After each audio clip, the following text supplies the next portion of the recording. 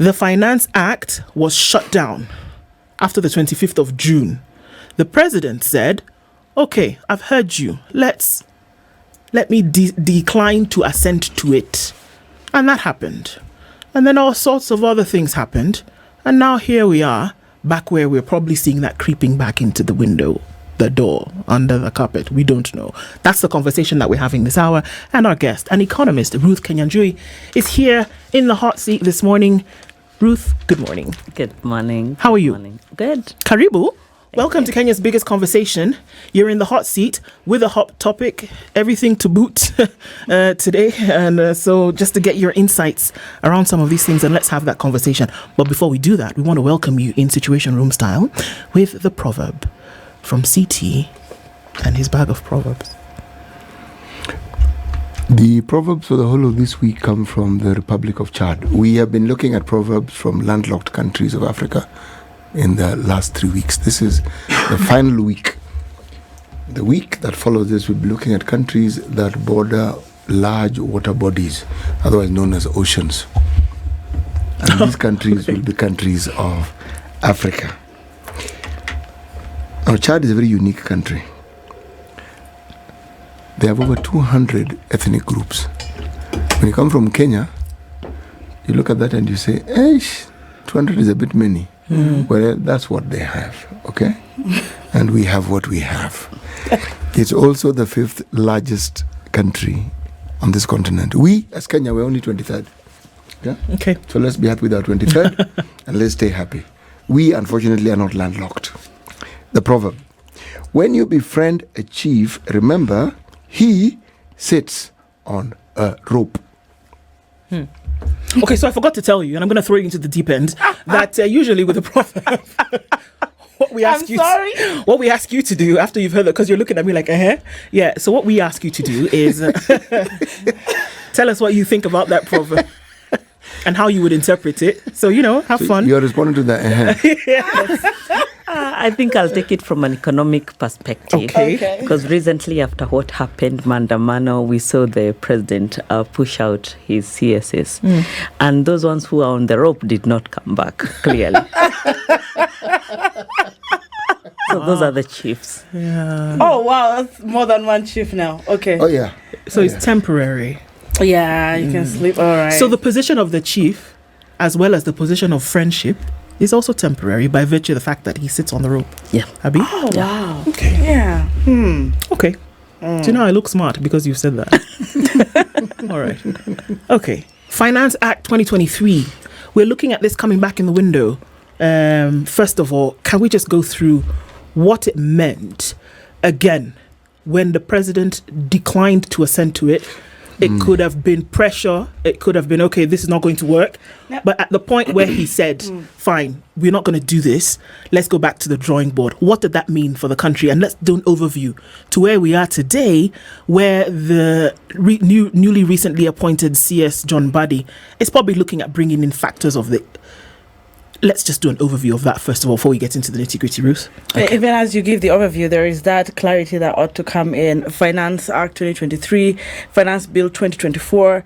There's all that in the air, So what are we talking about? What is the court speaking on? Is it the rejected Finance Bill 2024? Is it the Finance Act 2023? It was clear it was Finance Act 2023. Okay. I'll give a bit of background and why we are here.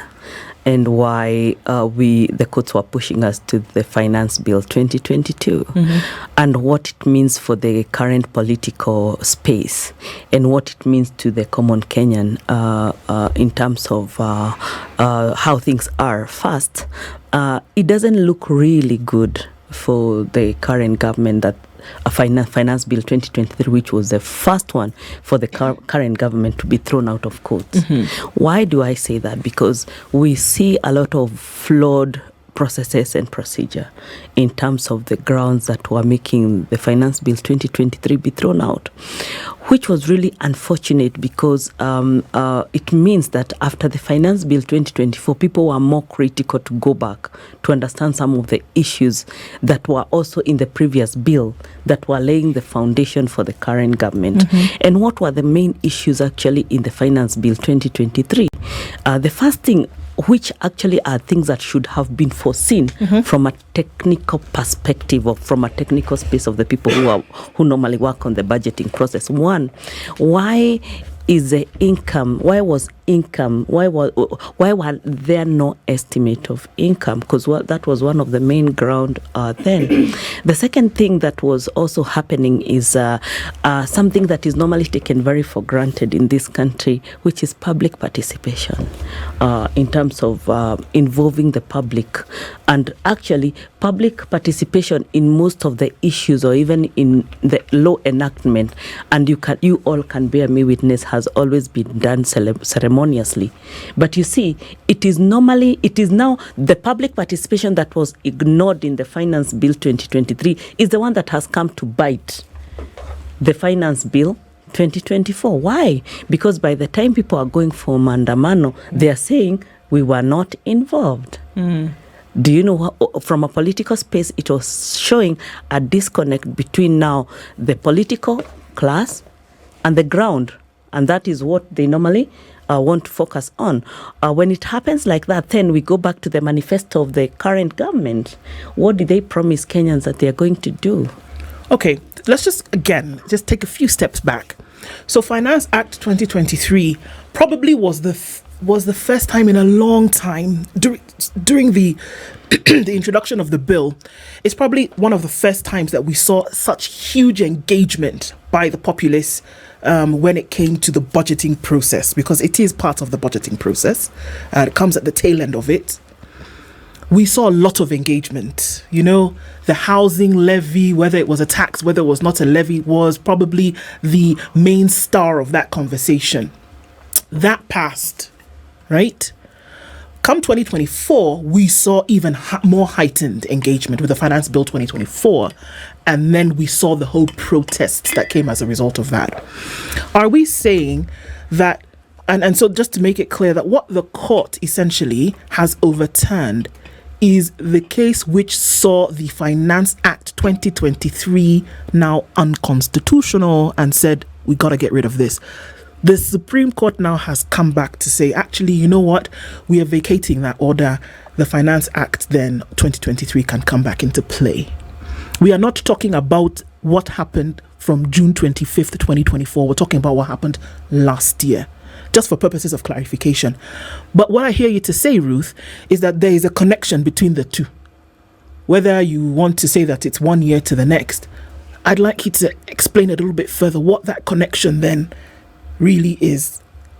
Thank you. It's a foundation.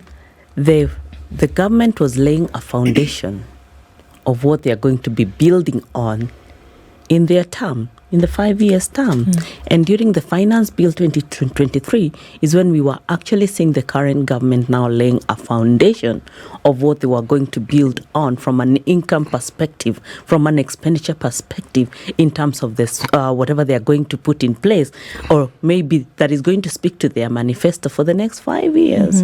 If you look at the Finance Bill 2023, there were many contentious issues, but three were in the limelight, or they were the main issue. First, the housing levy. Housing levy went to the courts and was there for like more than 10 months before that was decided. The second big item that was there was people like maybe people who are in this room, people who are earning more than 500,000 and their income band was going more than corporate taxes at 35%.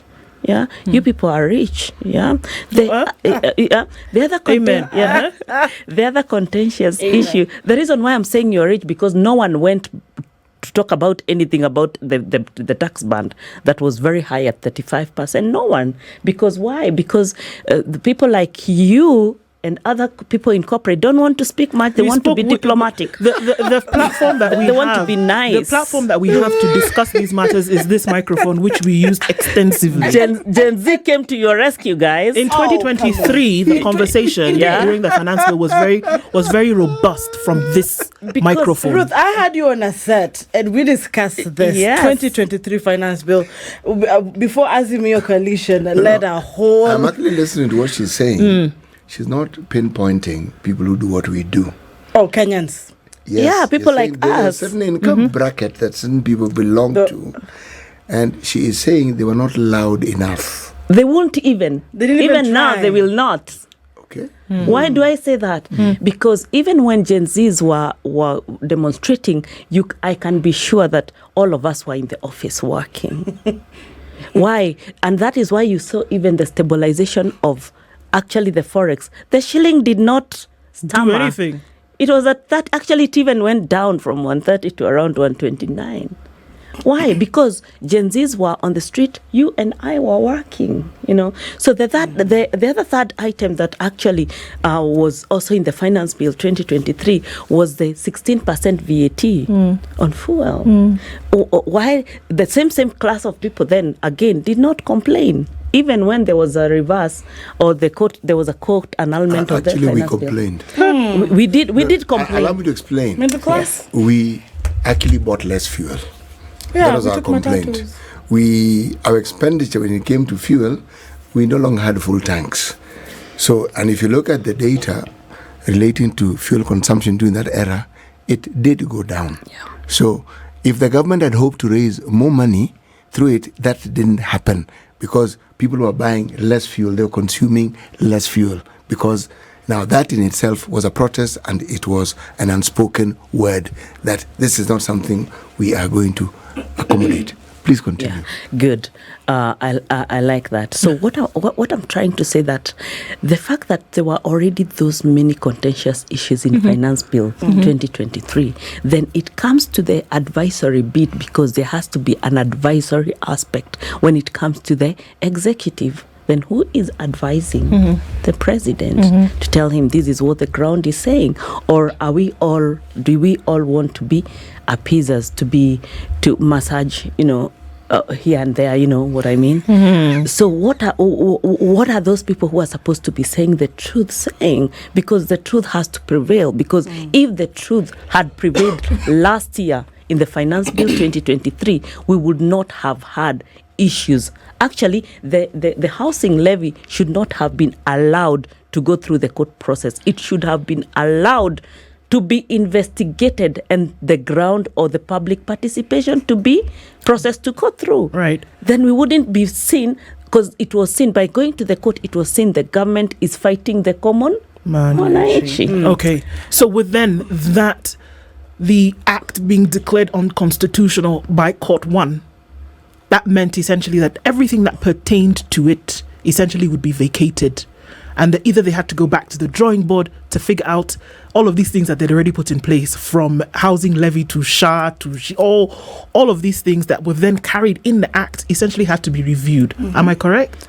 Yes. Now, with the higher court coming back and saying, actually, you know what, we've overturned that decision, then nothing is going to happen. They're just going to carry on as though they were carrying on before. How, from an economic point of view, how does all of this work now? I'll tell you. And I'm sorry, I wanted to add that even as you respond to that, let's also have an overview of the Finance Act 2023 from an economic view in terms of what do you think it did to the economy? Did we meet our targets? Do you think it did worse than it did better? Even as you respond to, Ndu's question. Okay. First, the second court has come just to bring diplomacy and state of harmony in the country. Why do I say that? I think it is in the Business Daily for Monday. There was already a contentious issue between the telecoms in terms of the new levies that had been instituted last year in the finance bill, and they were trying to see how they are supposed to be paying. But what they were saying, the telcos were trying to say that we are consulting with KRA to see what we are supposed to be paying, because we also currently don't know. However, they were still paying what had been rendered unconstitutional, because one of the things that businesses will do, they'll not want to be at loggerheads with the government. Right. Okay. So one of the things that the Supreme Court has come to do is to bring harmony, because already employers or people in business, manufacturers, were wondering, what are we going to be paying? First of all, we have already overpaid taxes. Are we going to be refunded? We know the government is very notorious in tax refund. That has never happened. Even if today you went to the counter at KRA and started claiming refund. It's a whole big process. Yeah. So the second court, which is a good thing because at the end of the day, we have this country to ourselves and there has to be harmony.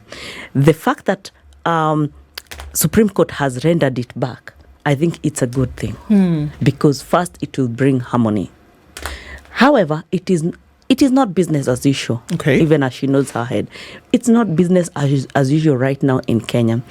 Second thing, the government was going to revert to the old regime Of the previous president because Finance Bill 2022 was the planning and budgeting process that was done during Uhuru's time, and we know what was happening during the end of Uhuru's time. We had there was the current president did not have a lot of say. So he said. So he said. What? Yeah. Oh, we don't know. So we had. So we heard. He said, and we heard. Yeah, we heard. Yes, we heard a lot from other people, but We're not certain. No, the indications that he gave was that everything that was happening was outside his purview. Yes. Now, whether that was true or not, we really do not know, do we? Exactly. We do not know. It could be a political aspect, and a lot happens in politics. However, what that means is, for example, it's you coming and having an upper hand in my house. You understand? Do you know what that means? That I'm not in control. So the Supreme Court has come to bring that order to show that still we are in control. And we here being? We had to get there because we had to get to the 20. We are still in last year. So the other thing that if we reverted to the Finance Bill 2023 in terms of income, I don't want to say it's a lot of income because not very many people, for example, will earn over 500,000 for them to get to the next tax band of 35%. It might not be a lot of income. However, it wants to bring harmony in terms of the refund that businesses could have come and claimed, meaning that this year there will not be a lot of submission because it will have been seen like last year people have overpaid, including you, for example, and I, even for those who fueled less, saying that I have this receipt from this petrol station I can go and claim. And we all know sometimes we don't even keep those receipts because, for example, if he's saying we reduced our fueling, maybe he's saying we fueled 500 before you go and say that nilitoa 500 to get fuel. You know, it's a whole bad process. I can call it bad process. But the things that are affecting us as a country right now is the lack of or not want, first, the breaking of law through the Constitution and not wanting to follow through the law through processes and procedures that have been put in place. So with this, I mean, it seems like a very simple, rudimentary question. However, are we saying that even with the declaring of it unconstitutional, the second court coming in and saying, actually, no, we're going to bring this back, you're talking about removing a state of disharmony, but does that mean that Kenyans will have to revert to, because there was a shout of glee that, okay, finally, some of the taxes or levies that were imposed on Kenyans in the 2023-2024 budget then would be removed because of this Finance Act being declared unconstitutional. When the court comes back and says, actually, no, we're going to put it back, does that mean now that there's a burden, there's a reintroduced tax burden on Kenyans? There will not be a reintroduced. If you look at the span of time that since the declarations of the High Court to the reversal by the Supreme Court, that is only like 3 weeks.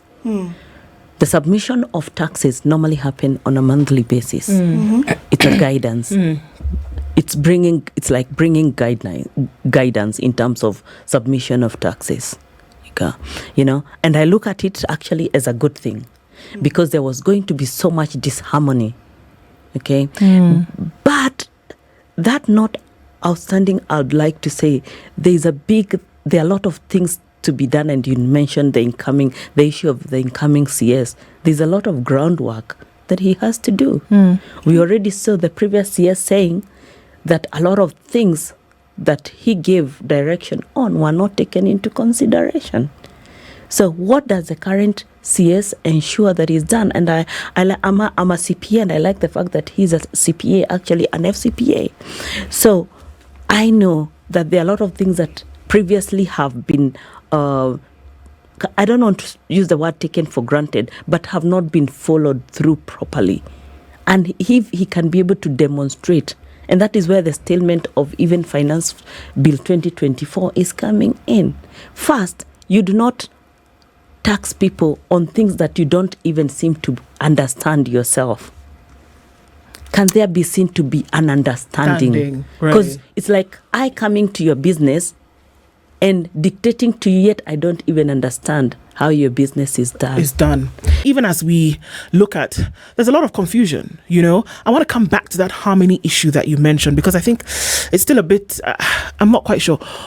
We say that many people brought this. There were many petitioners who brought this to court. And this Finance Act, a lot of problems. Of course, the public participation one was big. And I think this sets the tone, or it sets the ground for us to move on to now. What are some of those, confusing aspects that you mentioned before we went to the break? People went to court and they said this act on some of the tenets of the Constitution did not allow certain things to happen. One of the big ticket items was public participation. You didn't talk to us about this thing, so then you come and put it into law. Basically, you assent to it and we go ahead. But we, the people, had no choice. We didn't have an option. Constitution says, big no, out. Also, you talk about some things which you shouldn't actually levy on us. The fuel that you talk about, really too high. How are we supposed to operate? Court says, okay, based on the constitutionality of the whole thing, we're going to chuck it out. Okay? It's appealed, of course. Second court comes in and says, you know what? Nah, we're going to bring it back because we have the court, or rather the judiciary authority to be able to do that and say, actually, no, let's let it stay. Are we saying that that was done purely for the purposes of harmony in the country, and it removes the whole constitutionality question of why this thing was removed in the first place? Thank you. I want to say that because first, for the government to operate, there has to be income. But I want to go back to the issue of public participation and why it is so important. Actually, the elections that normally brings on board legislatures is normally highly based on public participation. Why do I say that? Because everyone is allowed to go back to their areas, listen to the kind of people what people are saying. Then based on what people are saying, then the legislatures are brought on board and they are elected. So our constitution is firmly ingrained in public participation, not only in Article 10, but it is largely ingrained. Actually, even the IEBC is largely ingrained on public participation. And the issue of being brought about public participation, and the reason why it has been taken for granted, is because it can be bypassed. Why do I say that? Because if it's advertised on paper today that there's going to be public participation, not everyone is going to see, because majority of people are already in their business. They are working, they're looking for paper. But however, I want to go slightly back to 2010 during our current constitution, when we were saying yes or no, on this constitution. Yep. I will remind you very well what happened. And this is what is supposed to be happening and which doesn't happen. Because one of our biggest problem as a country is communication. Yeah, I can tell you for sure there are so many things will be shown, we will be shown, or that will be done or accomplished, and no one will ever know. Then why, before you even come in, why then is is government not very keen in communication, both of the good things and things like public participation? And you're given that work as Spice FM, and you're told, please advertise that there will be public participation in Nairobi, in Kisumu, and all that on these contentious issues. Why then is, when there is say for example, a presser somewhere, then it will be sent to newsroom because there is what needs to be projected. Why then, I'm asking, even as an economist or a layman Kenyan, why then is that not balanced on the issue of accomplishment or things that needs to be done? our communication is wrong. And if decision as big as budgeting and planning for a country that we all want to be in is done with ignorance or with ignoring the majority, what are we trying to say? We are saying that even by the time the bill is being taken to Parliament, and I'll give you the budgeting process. For example, for the Finance Bill 2024, the first reading was done in May. By the time it was being done, none of you were aware what's happening. It was read. By the time it's coming to the second reading, that is when everyone is coming to touch. Because Parliament then want to come to be party of it and wanting to ignore, because the larger chunk of work will be done when the entire public is unaware or is so then quiet. it begs my question then, Yes. that when this whole, because the reasons that you speak of to me are the reasons why the court said, okay, based on this cannot fly. So where does the harmony question then come in, with the second court then saying, well, okay, to provide some kind of harmony, let's now allow this thing? To me, it doesn't make it that way either way, because you already have a disgruntled economy, you already have a disgruntled people who, on the back of the unconstitutionality of the thing in the first place, have said we can't do this. And I just want to contribute to that, and I want to be a layman on this one, because harmony, all right? Gen Z, you keep mentioning them. They rejected Finance Bill 2024 for a reason, right? And this was sent back to the Speaker. They deleted all the clauses. I know that. And then President William Ruto also signed into law the Supplementary Appropriation Bill 2024 at the time, which reduces government expenditure plans by billions for 2024-2025. Now, the reason for this, they're saying the budget cuts that he signed were necessitated by his rejection of the Finance Bill 2024, which had projected to raise an additional 346 billion shillings to finance the 3.9 trillion budget for the current financial year 2024-2025. The math in my head. All right, let's not ignore that he signed the appropriation bill. Let's not put it out. We want to take advantage of the fact that we have an economist. All right, we're talking about harmony. Help me harmonize. Okay? The appropriation bill 2024 signing, the cut budgets, and now the reinstatement or the returning of the Finance Act 2023, and then harmonize it for me to make it work for the projects the government has, the number of issues that we've had. We have the intern teachers, we have the medical situation, we have a number of things, farmers, dairy, etc., including some of the things that Gachagua has to do in his office, the coffee farmers, etc. But I need it to make sense, because there's so much happening in this country. But as you speak of harmony, it's not harmonizing for me. Everything is all over. No one's really saying this necessitated this, so this fills this gap, and this is where we are as an economy. Or are we just but writing novels? Okay, let me come there. Yeah. Actually, I was at the legislature. We've taken the bill, and by the time it's going to the third reading, that is where a lot of problems erupt. Because actually, even the amendments that were supposed to be done were all wrong. What am I trying to say? There are a few things that we have to understand.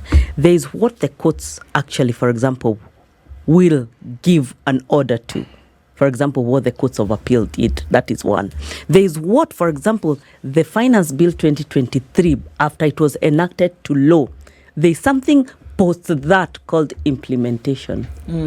And one of the biggest implementer for the finance bill, or for the country, when it comes to things like, for example, even the whatever happens to the Court of Appeal, one of the biggest implementers is KRA. We know that KRA has been lagging behind. Actually, standing here, I can be a devil's advocate for KRA. It has been pushed from right, left, and center. Why? Because there is such a big disconnection between the planning team at Treasury and the budgeting team at Treasury to what KRA needs to implement. How do we know this? Because I'm looking at, they have a roughly target of 2.787 trillion by the end of the financial year 2023-2024. That's the target they're supposed to collect. But they missed the revenue target by 130 billion in the report they gave for the financial year 2023-2024, at least recently. So where are we at, like when you mentioned it? I'll break that in simple terms, because by the planning is more of foresight.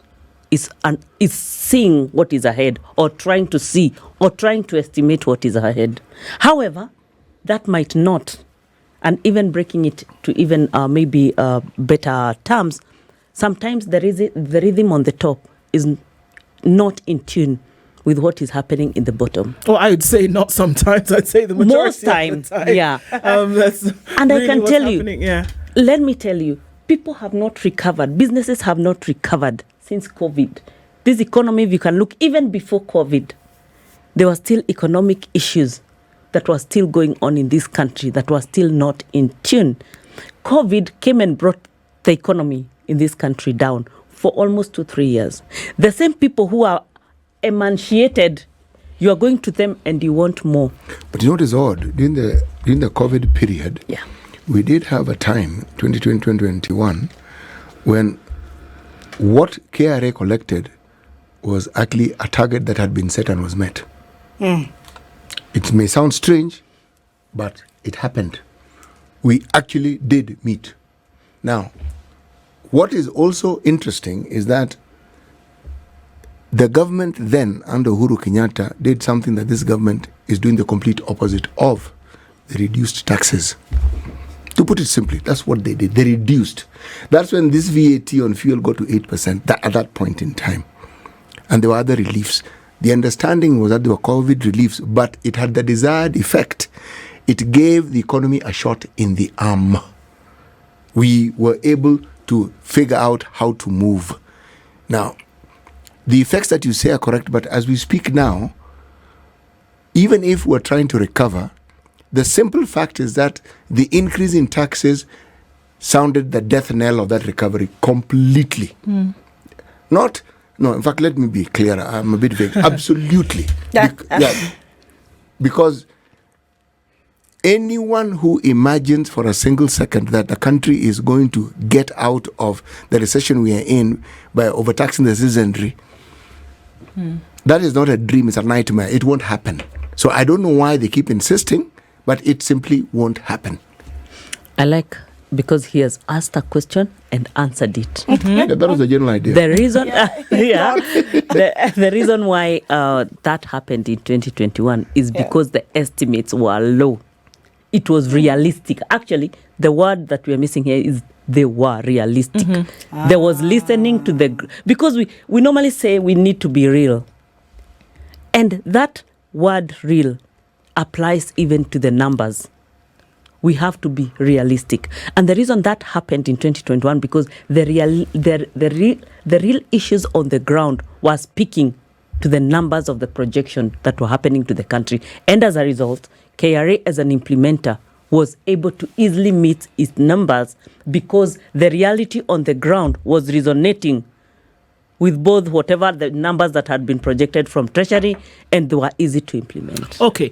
For what reason, from an economic point of view, why would a nation, anybody, make a decision on a budget that is astronomical in terms of amount, and then you don't have the source for that budget? Why would you do that? It's like going to the tailor and you say, look, I have 1.5 yards of fabric and I want to make a dress with a flowing cape that is 5 meters long.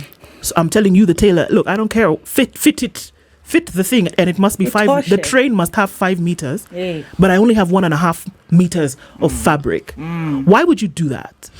Assuming you are going for an event with that fabric, do you know you are setting yourself up for embarrassment? Assuming that was your event. You understand? There is no way a country, for example, you cannot ignore people who are working. And one of the things that has been supporting this country a lot is that the fact that we have a vibrant private sector. That private sector, I can tell you for a fact, it is not that supported, like in terms of initiative and all that. Actually, that private sector doesn't even complain as much. Yet they're the people who work. There are no incentives. And I can maybe give an example with the one line item that I really like giving because it's something that has been ignored. For example, agriculture. Agriculture in this country is one of the things that has been ignored, yet largely from an economic perspective is a sector that really Ignored. Ignored from the fact that budget allocations for agriculture, which was known, or I don't know if it's still known as the backbone of the economy. It is. It is. Yeah. So it is only allocated 67 billion. So 67 billion, for example, saying that just from the papers yesterday and today, the fact that maybe the printing of money is taking 15 billion for something that maybe is a one-off. A sector that should be the backbone of economy being given 67 billion. Actually, it means that sector is not supported at all.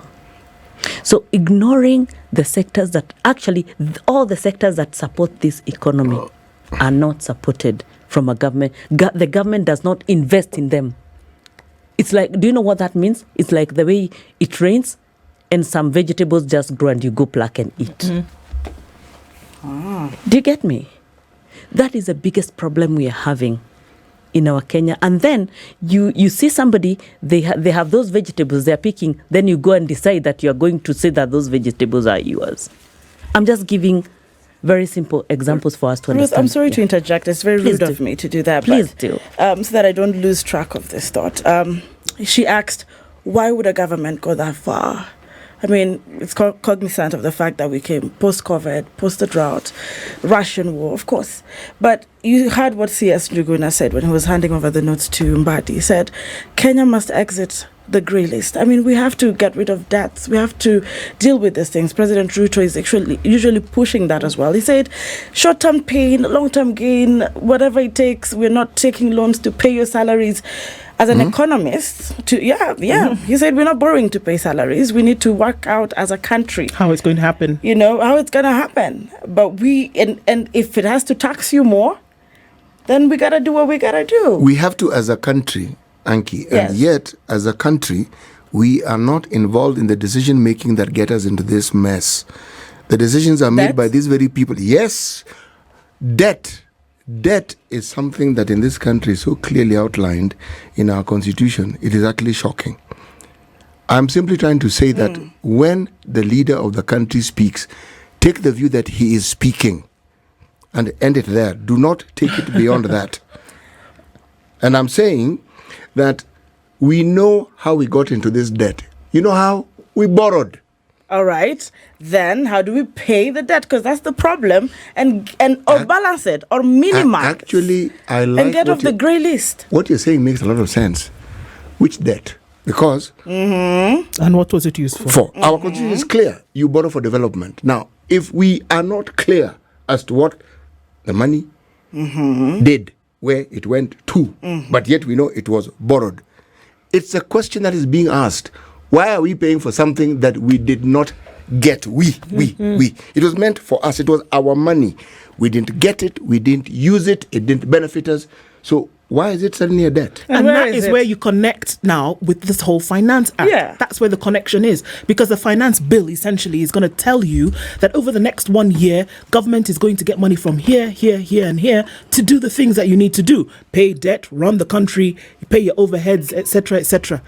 Now, if they're saying one of the big ticket items is debt repayment from a finance bill, or in this case now from a Finance Act 2023, and this pertinent thing that CT is saying that what 70% of the income we're paying is towards a debt that we don't even know where it went. We don't even Good. know it exists. Actually, I'll take him back to a simple debt that was so contentious. Eurobond. Eurobond. One of the reasons we are going through some of the hardest things that we are doing or going through right now, and maybe it's a whole issue about loans that were taken, but they never did what they were supposed to do. There is nothing to show for them, yet we are paying for them. This year, everyone was worried because we had the bullet payment on the 24th of June of Eurobond, and how that was shaking this country, whether we are going to end the Ghana way of not being able, or Ethiopia, the way we are not going to be able to pay our Eurobond. However, there was a renegotiation with a slightly higher interest loan to fill in for that one. The main problem is not even how the finance bill will be done, but the accountability going forward, especially on the people on the ground. And worse, it is worse when a loan is taken and it doesn't do anything for this country. He has talked about, you've talked about a loan is supposed to come to do something that is It's meant for development. Development. Yeah. Yes. But when there's nothing to show, when that money goes to people's pocket, what should we be saying for this country? Because That is against the law. But what is It's even against the law, worrying, but you know, we are worried about these foreign debts. Huh? Yeah. You go back to around 2015 and thereabouts when Europe had similar problems, recession, what have you. And there's always the discussion around Greece and what happened. There is the small matter when you look at other countries who have what you call a debt ratio that is in over 100%. Many of these countries tend to borrow in their own currency. So the vagaries or the fluctuations of these currencies, like we have when the dollar does a thing, we also do several things, it doesn't occur to them. The US borrow in their currency. The UK borrow in their currency. Now let me be a little cheeky here. It's not possible to actually have problems. You know why they can print more money, okay? It is their money, they print it, all right? We need to be careful because when you talk of borrowing, you think all this borrowing is foreign. It's almost 50-50, what we borrow locally and what we borrow. External. Domestic Yes. borrowing. Now, if we have a problem locally, what do you think is going to happen?